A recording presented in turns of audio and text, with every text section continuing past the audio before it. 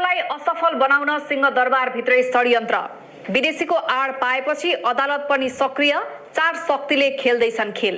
बालेनलाई रविको check, प्रधानमन्त्रीको कुर्सीमा स्वर्णिमको नजर। 2/3 बहुमतको सरकारका प्रधानमन्त्री बालेन्द्र शाह बालेनलाई असफल बनाउन सिंहदरबारभित्रै षड्यन्त्र सुरु भएको छ।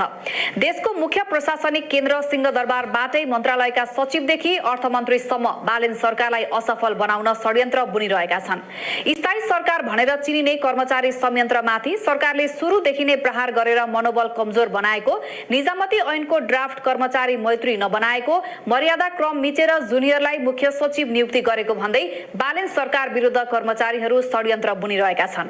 स्रोतका अनुसार रासपा सभापति रवि लामिछानेलाई भेटेर बालेनले अर्थमन्त्री डाक्टर स्वर्णिम वाग्लेलाई फिर्ता बोलाउन दबाब दिएका थिए।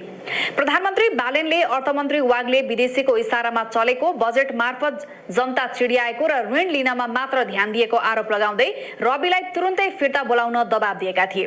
तर रवि र स्वर्णिम बीच भएको 24 घण्टा लामो धुलीखेल वार्ताले स्वर्णिमलाई बलियो बनाएको छ। परिणामस्वरूप अर्थमन्त्री फेर्न कसिएका बालेनले फेसबुकमा स्ट्याटस लेखेर शिक्षा र स्वास्थ्यमा लगाइएको समता शुल्क फिर्ता लिन बाध्य भएका छन्।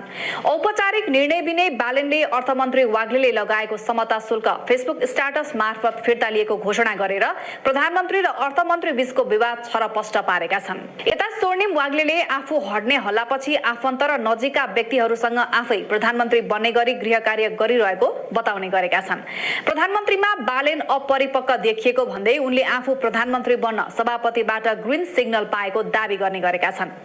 सरकार ढाल्न स्वर्णिम मात्र सक्रिय भएका छैनन्। नेपाली कांग्रेस, नेकपा एमाले जस्ता पुराना प्रतिपक्षी दलहरू विदेशी दातृ राष्ट्र, छिमेकीदेखि अदालतसम्म सक्रिय भएका छन्।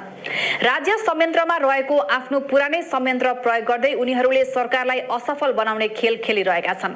सरकारले गठन गरेको उच्च स्तरीय जाँचबुझ आयोगलाई निष्क्रिय बनाउन विदेशीहरूले सर्वोच्च अदालत मार्फत आदेश गर्न लगाएको केपी शर्मा ओली, रमेश लेखक, दीपक खड्का, मोहन बहादुर बस्नेतले उनीहरूकै संयन्त्रका कारण उन्मुक्ति पाएको सर्वत्र चर्चा छ।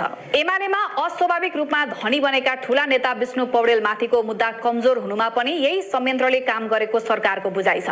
पौडेलले शंकास्पद कारोबार गरेको प्रमाण सरकारले भेटेको भए पनि सम्पत्ति शुद्धिकरण अनुसन्धान विभागले प्रमाण बिनै अदालतमा मुद्दा बुझाएपछि उन्मुक्ति पाए। विभागले उनलाई पक्रेको 26औं दिनमा 21 करोड रुपैयाँको बिगो दावी गरेर अदालतमा मुद्दा बुझायो। तर अदालतले उनलाई तत्कालै साधारण धरोटीमा छाडिदियो। विभाग विशेष सरकारी वकिलको कार्यालयमा एमालेले नियुक्ति निकटका कर्मचारीले मुद्दा फितलो बनाउँदा थुन्चेक आदेशबाटै पौडेलले सफाई पाए सर भएको छ। यसमा कर्मचारी तन्त्र र अदालत दुवैको मानसिकता प्रकट भएको छ। विभागले 90 दिनसम्म थुनेर अनुसन्धान गर्न पाउने कानुनी अधिकार हुँदाहुँदै 25 दिनमै हतार किन मुद्दा बुझायो? कमजोर अभियोग पत्र बुझाएर कतै एमाले र विष्णु पौडेलको ताबेदारी गरेको त होइन भन्ने प्रश्न एकातिर उठेको छ। यसमा महान्यायाधिवक्ताको भूमिका पनि शंकास्पद देखिएको छ।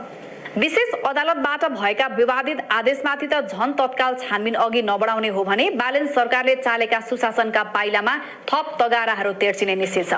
विशेष अदालतको नेतृत्व फेरेर न्याय परिषदले केही कदम चाले पनि विवादित आदेश गर्ने न्यायाधीशहरूको तत्काल काज फिर्ता गरी तुरुन्तै छानबिन थाल्नुपर्ने माग सर्वत्र उठेको छ। यता स्वर्णिम वाग्लेलाई रवि लामिछानेले पनि साथ दिएका छन्। प्रधानमन्त्री बालेनले पार्टीको निर्देशन अटेरी गरेको, सचिवालयमा विवादित पात्रलाई राखेको र विवादित काम गर्न प्रेरित गरेको भन्दै रवि रुष्ट छन्। रविले वाग्लेलाई त्यसैको बदलामा प्रयोग गरेर बालेनलाई चेक गरेको, सिंहदरबारभित्र गाईगुई हल्ला चल्ने गरेको छ। चेसमा राजा चेक भएपछि सार्नुपर्ने बाध्यता हुन्छ। रविको चेकले बालेन सचेत हुन सक्ने र पार्टीका निर्णयहरू कार्यान्वयन गर्न ध्यान दिने धेरैको विश्वास रहेको छ।